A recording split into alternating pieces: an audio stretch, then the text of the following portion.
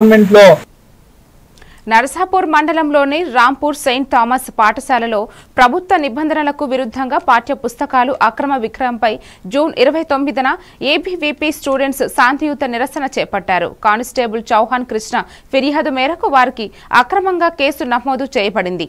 దీనిపై తీవ్ర అభ్యంతరాలు తెలుపుతూ కలెక్టర్ డీఈఓకి వినతి పత్రాలు సమర్పించారు. ఏబీవీపీ కన్వీనర్ పేర్కొన్నారు. చౌహాన్ గారు కొంత కోచింగ్ సంస్థలతో సంబంధించి విద్యార్థులపై దాడులు చేస్తున్నారని జిల్లా ఎస్పీ వెంటనే విచారణ చేసి తగిన చర్యలు తీసుకోవాలని కోరారు.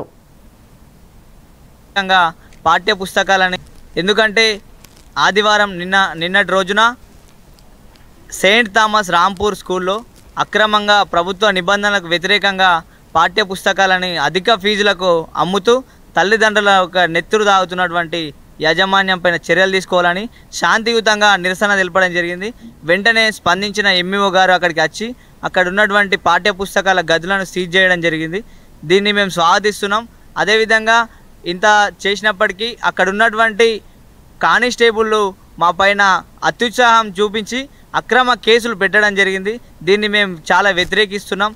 ఇలాంటి ఒక పేద విద్యార్థులకు న్యాయం చేసే ఆర్గనైజేషన్ల మీద కేసులు పెడుతూ వాళ్ళ గొంతును నొక్కడాలని చూస్తున్నటువంటి పోలీసు వ్యవస్థ ఎంతవరకు కరెక్ట్? ఇది ఒక సమాజానికి హెల్ప్ చేస్తున్నటువంటి ఆర్గనైజేషన్ని మీరు సపోర్ట్ చేయాల్సింది పోయి రక్షక భటులు అనాల్సిన ఈ పోలీసులు రాక్షసులాగా తయారవుతున్నారు. కాబట్టి వెంటనే ఈ కలెక్టర్ గారికి విన్నపించుకున్నాం.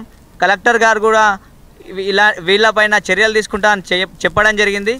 దీన్ని మేము స్వాగతిస్తున్నాం. అఖిల భారతీయ విద్యార్థి పరిషత్ నిర్మల్ శాఖ